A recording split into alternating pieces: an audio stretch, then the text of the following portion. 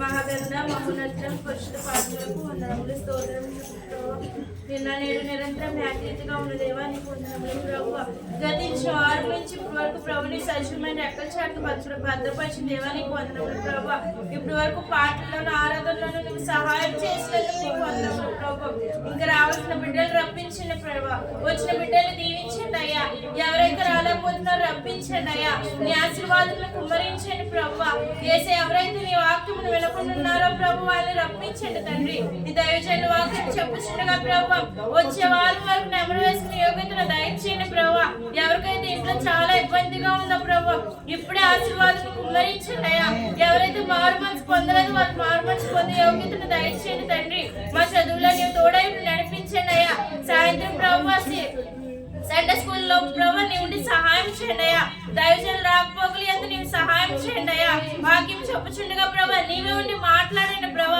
ప్రతి ఒక్క హృదయంలో ప్రభు వాళ్ళని నెమరు వేసుకునే యోగ్యతను దయచేయండి అయ్యా ఈ దైవజనులు వాక్యం చెప్పుచుండగా ప్రభు ఎవరైతే మారు మనసు పొందలేదు మారు మనసు పొందే యోగ్యతను దయచేయండి దేవా వచ్చిన బిడ్డలను రప్పించండి ప్రభు ఏసు రాబోతున్న బిడ్డలు రప్పించండి తండ్రి నీవు ఉండి మాట్లాడండి ప్రభు సమాధానం పరచండి అయ్యా ఎవరైతే హృదయాలు బాలేదు ప్రభు ఇప్పుడే ప్రభు నీలో ప్రభు సంతోషంగా ఉండే యోగ్యతను దయచేయండి అయ్యా సమాధానం కలిగి చేయండి అయ్యా గొప్ప కార్యములు జరిగించండి అయ్యా నీలో గొప్ప కార్యములు జరిపించేవాడు ప్రభు నీవుండి మాట్లాడండి తండ్రి ప్రతి ఈవులను నెరవేర్చి గొప్ప దేవుడు ప్రభు అడుగుడి మీకు ఇవ్వబడిన అన్నావు కదా ప్రభు ఎవరైతే అడుగుతారో సమస్తం సాధ్యం అన్నావు కదా ప్రభు నీవుండి సహాయం చేస్తావు నువ్వు నమ్ముచున్నామయ్యా చర్చ కట్టబడే యోగ్యతను దయచేయమని ప్రభు ఎవరైతే ఇవ్వాలనుకున్నా ప్రతి ఒక్కరు గుప్పులు ఎప్పమని ఏసునామములో అడుగుతున్నాం తండ్రి ఆమేన్.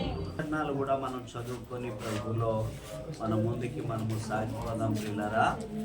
ఈ సమయంలో 123వ కీర్తన మొదటి నుండి చివరి వరకు కూడా మన మధ్యలో మరి దేవుని సేవకురాండ్లు మరి అమ్మగారు చదువుతారు. చదువుగా మనం విందాం.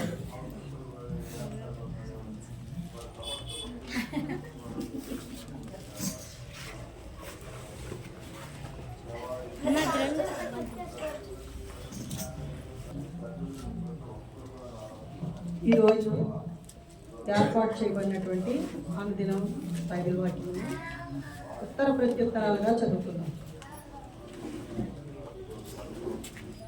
నేను చెప్పిన వెంటనే వెనకాల చెప్తాను. ఆకాశమందు ఆసీనుడైన వాడా నీ తట్టు నా కన్నులెత్తుచున్నాను. దాసుల కన్నులు తమ యజమానుని చేతి తట్టును, దాసి కన్నులు తన యజమానురాలి చేతి తట్టును చూచినట్లు మన దేవుడైన యెహోవా మనలను కరుణించు వరకు మన కన్నులు ఆయన తట్టు చూస్తున్నవి. యెహోవా మేము అధిక తిరస్కారం పాలైతిమి. అహంకారుల నిందయు గర్విష్ఠుల తిరస్కారము మా మీదకి అధికముగా వచ్చి ఉన్నవి. మమ్మును కరుణింపుము, మమ్మును కరుణింపుము. వందనాలు, స్తోత్రాలు, స్తుతులు దేవా. సమయంలో వాక్యంలోకి వెళ్ళుచుండగా మీరు మా పట్ల ఉండి నడిపించి మీ మహిమాత్రమే బిడ్డలకు ఆశీర్వాదము మాకు ధన్యత దయచేయవచ్చు మనం చేసుకుంటూ యేసుక్రీస్తు నామాన్ని అడిగి వేడుకుంటున్నాం పరలోకపు తండ్రి. ప్రియులారా, అందరూ కూర్చుందాము. దేవుని యొక్క వాక్యాన్ని విందాం. దయచేసి ఈరోజు మరి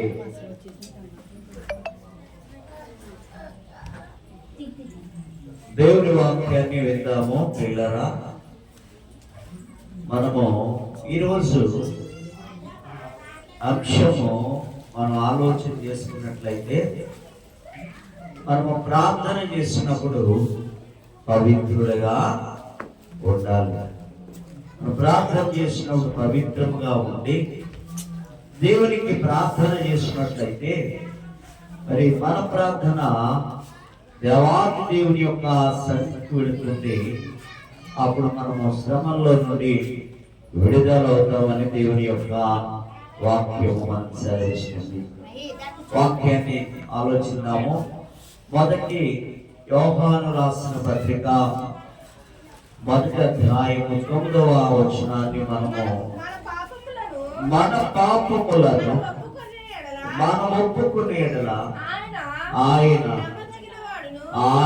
మన నమ్మదగిన వాడును నీతిమంతుడు గనుక ఆయన మన పాపములను క్షమించి సమస్త దుర్నీతి నుండి మనలను దేవుని స్తోత్రం. హల్లెలూయా. ఇక్కడ ఈ వాక్యాన్ని మనం ఆలోచన చేసుకున్నట్లయితే తీస్తున్నారమ్మా. మొదటి యోహాను రాసిన పత్రికలో మొదటి అధ్యాయము 9వ వచనములో ఈ మాట మనకి కనబడుతుంది. అది ఈ మాట మనం చూసుకున్నట్లయితే మన పాపములను మనం ఒప్పుకోవాలంటండి. దేవుడి స్తోత్రం చెబుతామండి. ఏంటంటే మన పాపాలు మనము ఏం చేయాలి? ఒప్పుకోవాలి. చాలా మంది దేవుడి యొక్క మందిరానికి వస్తూ ఉన్నారు, కానీ అనేక మార్లు వస్తున్నారు, మారుమనసు పొందుతున్నారు, రక్షణ తీసుకుంటున్నారు, అన్నీ చేస్తూ ఉన్నారు, కానీ పాపములలో మాత్రము ఒప్పుకోవడం లేదు.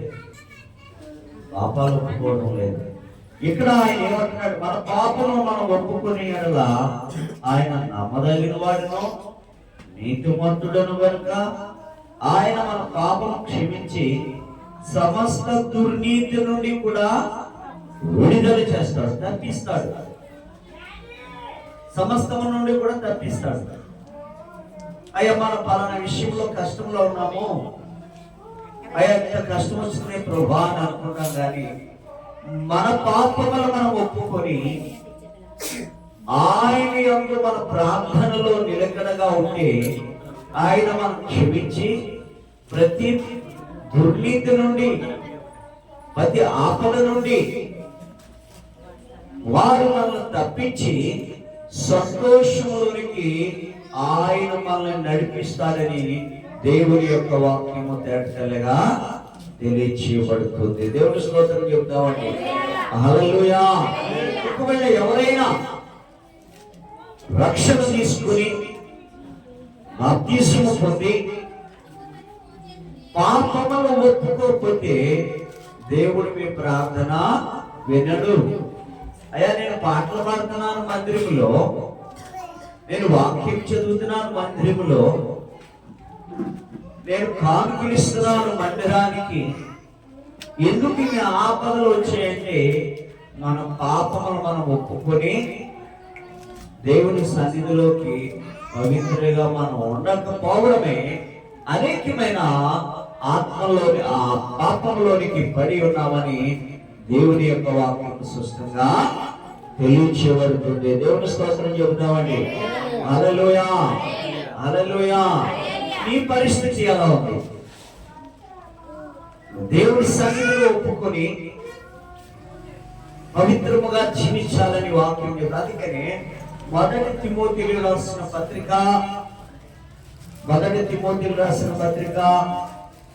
5వ అధ్యాయము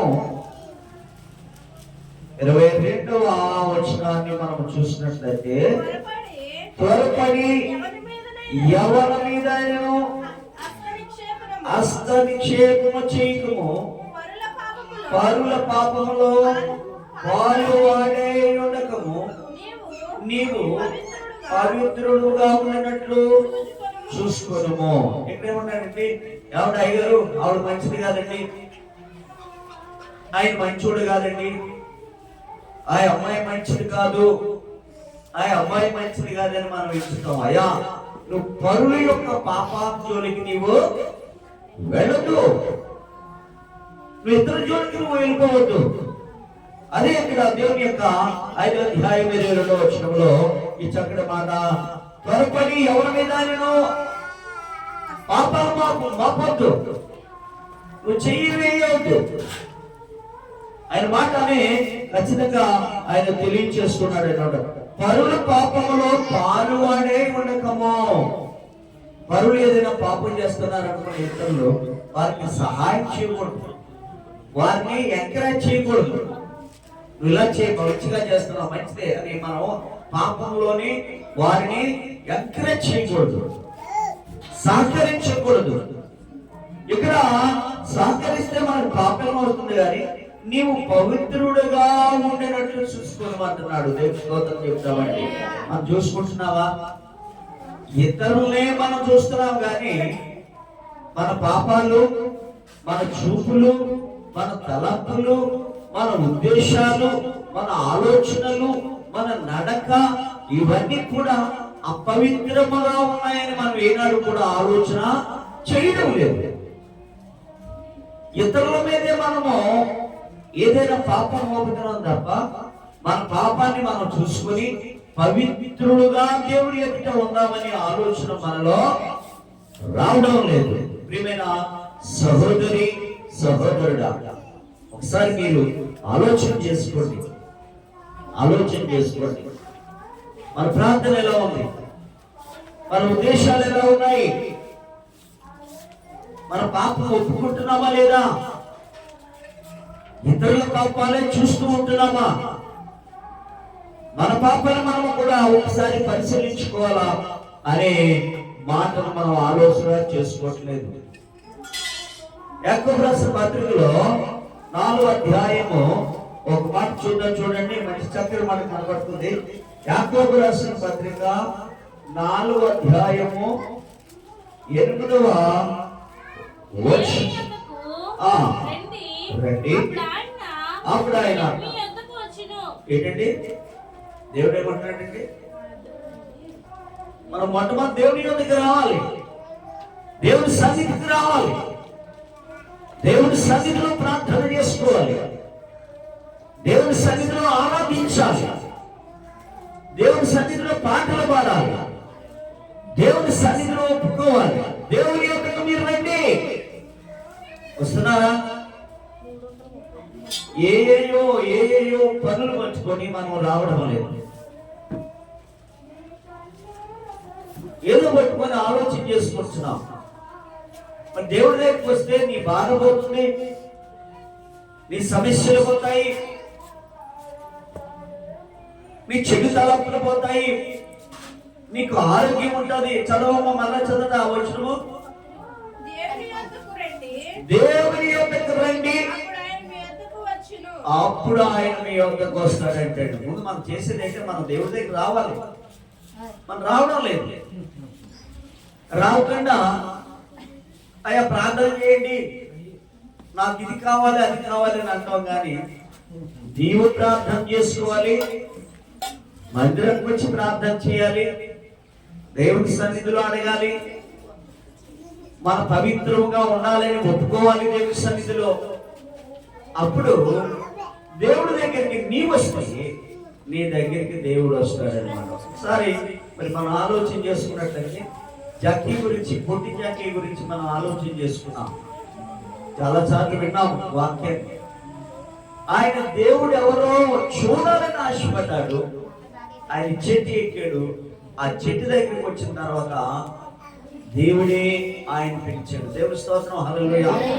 ఆయన కావాలని మనం అనుకోవాలి, తలించాలి, ఆలోచన చేయాలి, ఉద్దేశాలు ఉండాలి. ఆయన కావాలని మనం ఆలోచన చేసి మనం తలంచుకుని దేవుని యందు మనం పవిత్రులుగా ఉండి ఆయన కావాలనుకున్నట్లయితే ఆయనే నీకంటే ముందుగా వచ్చి నువ్వు హృదయంలోకి వచ్చి నీకు కావలసిన సంతోషాన్ని, నీకు కావలసిన సమాధానాన్ని, నీకు కావలసిన ఆరోగ్యాన్ని, నీకు కావలసిన ఆశీర్వాదాలు ఆయన ఇవ్వడానికి ఆయన సిద్ధంగా ఉన్నాడు. దేవుని స్తోత్రం చెప్తాడు. హల్లెలూయా చెప్తాడు. హల్లెలూయా, హల్లెలూయా. ఎందుకని మనం ఒకసారి చూడండి, 2వ కొరింథీయులకు రాసిన పత్రిక 7వ అధ్యాయము 1వ వచనాన్ని మనం కూడా పరిశీలించినట్లయితే, 2వ కొరింథీయులకు రాసిన పత్రిక 7వ అధ్యాయము 1వ ప్రియులారా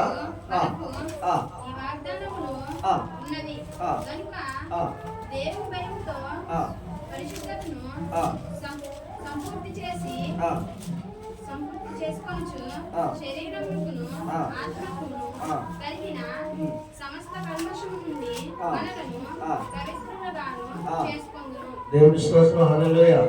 చెప్పండి. అమ్మా చెప్పండి. హల్లెలూయా. శరీరమునకును ఆత్మకు కలిగిన సమస్త కల్మషం నుండి మనలను పవిత్రులుగా చేయును. మరి అంత చక్కని మాట అండి. శరీరము నుండి ఆత్మ నుండి. శరీరం వల్ల ఆత్మ అపవిత్రమైపోతుంది. అందువల్ల దేవుని యొక్క వాక్యం అంటుంది, శరీరమునకును ఆత్మకు కలిగిన సమస్త కల్మషం నుండి మనలను పవిత్రులుగా చేయును. ఏం చేస్తుంది? పరిశుద్ధాత్మ దేవుడు చేస్తాడు. ఎలా చేస్తాడు? మనం ప్రార్థించాలి. మనం ప్రార్థిస్తేనే శరీరమును ఆత్మను పవిత్రముగా చేయని దేవుని యొక్క వాక్యము స్పష్టంగా తెలియచేయబడుతుంది. మరి శరీరము ఆత్మ కూడా పవిత్రంగా లేకపోయిందంటే కారణము మన పాపాలు ఒప్పుకోలేదు. దేవుని ఎన్ని కార్యాలు చేసినా ఏదో మన పాపాలు మనం ఒప్పుకోకే శరీరము నశించిపోతుంది. ఆత్మను ఈ శరీరము ప్రత్యేకంగా ప్రక్కకు మళ్ళిస్తుంది అనమాట. దేవుని స్తోత్రం చెప్పామని. అందుకనే మన చేతులు ఏమై చెప్పండి, మన చేతులు ఏమై చూడండి. యెషయా గ్రంథము 59వ అధ్యాయము 3వ వచనాన్ని మనం చూసుకున్నట్లయితే 59 మీ చేతులు రక్తము చేతను నీ వ్రేళ్ళు ఏంటండి? మన చేతులు ఎలాగండి? మన చేతులు ఎలా అయిపోయి చెప్పండి? రక్తముతో నిండి ఉన్నాయంట మన చేతులు. దేవుని స్తోత్రం చెప్తామండి. వ్రేళ్ళు పాప దోషములతో అనేకమైన చెడు కార్యాలతో నిండి ఉన్నాయంట మన వేళ్ళు. మన చేతుల రక్తంతో ఉన్నాయండి. చాలా మంది మరి లోకంలో మర్డర్ చేస్తూ ఉంటారు, రక్తంతో కూడి ఉన్నవి. తర్వాత దోషములు చేస్తూ ఉంటారు, రేపులని, అపవిత్ర కార్యాలు, రకరకాల చెడు కార్యాలు మన చేతులతో మనం చేస్తూ ఉంటాం అన్నమాట. అందుకే దేవుడు మనం చేతులెత్తి ప్రార్థన చేసే ప్రభా ముందు నన్ను పవిత్రపరచు. మనం సరి చేసుకోకుండా అయ్యా నాకు ఈ కష్టాలు వచ్చాయి, ఆ కష్టాలు వచ్చాయి, ఈ శ్రమలు వచ్చాయి, ఆ శ్రమలు వచ్చాయి అనుకుంటాం. ఏమన్నా అనుకుంటావా లేదా? ఏమన్నా అనుకుంటావా లేదా? ఎప్పుడు మన చేతులు పవిత్రపరచుకోలేము, మన వేళ్ళు పవిత్రపరచుకోలేము, మన శరీరము మన ఆత్మ కూడా శుద్ధి చేసుకోలేము. అయినప్పటికీ కూడా మనం ఏం చేస్తామంటే నాకు అన్ని శ్రమలు వచ్చాయంటాం. చూడండి, యోహాను రాసిన సువార్తలో 16వ అధ్యాయము 33వ వచనములో చక్కటి మాట రాయబడి ఉన్నది. చూస్తారా? మీకు సమాధానము కలుగునట్లు ఈ మాటలు మీతో చెప్పుచున్నాను. లోకంలో మీకు శ్రమ కలుగును, అయినను ధైర్యము తెచ్చుకొనుడి, నేను లోకమును జయించి ఉన్నానని. దేవుని స్తోత్రం. హల్లెలూయా. ఏమండి? లోకంలో మనకి ఏమవుతుందండి? చెప్పండి రా, ఏమొస్తాయి? శ్రమలు వస్తాయి. దేవుడు ఏమంటున్నాడు? నీవు నా యొద్దకు రా, నేను నీ యొద్దకి వస్తానంటున్నాడు. దేవుని సన్నిధానానికి వచ్చి మన పాపాలని కూడా మనం ఏం చేయాలా? ఒప్పుకోమంటున్నాడు. ఎందుకని? మన చేతులు రక్తముతో కూడి ఉన్నాయి, మన వేళ్ళు రకరకాల పాపములతో దోషములతో కలిగి ఉన్నవి. కాబట్టి మన ప్రార్థన ఆయన వినంటున్నాడు. అయ్యా నేను ప్రార్థనకు వస్తున్నాను, రక్షణ పొందాను, బాప్తీసం తీసుకున్నాను, అన్ని శ్రమలే శ్రమలే శ్రమలే అంటాము. కానీ ఈ వాక్యాన్ని మనం ఎప్పుడు కూడా ఆలోచన చేసుకోలేము. మళ్ళా చదవడే గట్టిగా వాక్యాన్ని, నా యందు మీకు సమాధానము కలిగినట్లు ఈ మాటలు మీతో చెప్పుచున్నాను. ఏంటి ఏం కావాలని? మనకి సమాధానం కావాలి అని చెప్తున్నాడు. సంతోషం కావాలని ఆయన చెప్తున్నాడు. ఆలోచన, ఆయన మంచి ఆలోచన ఇస్తున్నాడు. మనలో సంతోషం కావాలి, ఆనందం కావాలంటే నేను మీకు సమాధానాన్ని నేను కలుగజేస్తాను. లోకంలో అనేకమైన శ్రమలు వస్తాయి, అయితే వీటినన్నిటినీ కూడా జయించేవాడు యేసు ప్రభుల వారు ఒక్కరే. దేవుని స్తోత్రం చెప్తామండి. అందరూ చెప్తా హల్లెలూయా, అందరూ చెప్తా హల్లెలూయా. శ్రమలు అనేకమైన వస్తాయి, ఆ శ్రమలన్నిటిని కూడా విడుదల చేసేవాడు యేసు ప్రభుల వారు మాత్రము ఒక్కరే. ఈ లోకంలో నీకు ఇల్లు లేదా, నీకు ఆస్తి లేదా, నీకు భూమి లేదా, నీకు చదువు లేదా, నీకు ఉద్యోగం లేదా, ఎన్నో శ్రమల్లో ఉన్నావా, శ్రమలన్నిటి నుండి కూడా విడుదల చేసేవాడు ఆయనని దేవుడి యొక్క వాక్యము నిన్ను స్థిరపరుస్తుంది. ఏంటండి ఇవాళ వాక్యము? నువ్వు ఒప్పుకోవాలి, నీ పాపాన్ని ఒప్పుకోవాలి. అవునా కదా? మనం ఎన్నో ముందే ఏదో అయ్యా నేను బాప్తీసం పొందానంటే కదా, నువ్వు పాపాలు ఒప్పుకోకపోతే ఏం తీసుకున్న సుఖమే ఉందండి? బాప్తీసం తీసుకున్న పరలోకానికి వెళ్ళడము ఏంటి? మీ యొక్క నా మాటలను చెప్పాలి.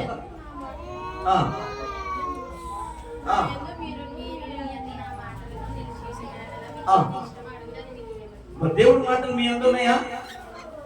ఆయన మాటలు మన హృదయంలో నిలిచి ఉన్నాయా? అప్పుడే దేవుడు మనకి ఏం కావాలంటే అది ఇస్తాడు. ఆలోచన చేసుకోవాలి. ఆయన మీరును మీ అందరూ నా మాటలో నిలిచి ఉండిని కదా, మీకు ఏది ఇష్టం అడగండి. ఉన్నాయా? దేవుని మాటలు మీ హృదయంలో ఉందా? దేవుని మాటలు మీ హృదయంలో ఉన్నాయా? దేవుని వాక్యం మీలో నిలిచి ఉన్నదా? మీ పాపాలు మీరు ఒప్పుకున్నారా? మీరు పవిత్రపరచుకుంటే, ఆయన యొద్దకు వస్తే, ఆయన మందిరానికి వస్తే మీరు పవిత్రపరచుకుంటే, మీ చేతులు రక్తంతో కడుక్కుంటే, మీ ప్రేర్లు దోషంలో ఉన్నాయి అవన్నీ కూడా తీసివేసుకుంటే, ఈ లోకంలో ఎన్ని ఆపదలు వచ్చినా వాటి నుండి విడుదల చేసి సమాధానమును దేవుడు మీకు ఇచ్చునుగాక. ఆమేనండి. అందరూ కూడా ఆమేనండి, ఆమేనండి. దేవుని స్తోత్రం. హల్లెలూయా.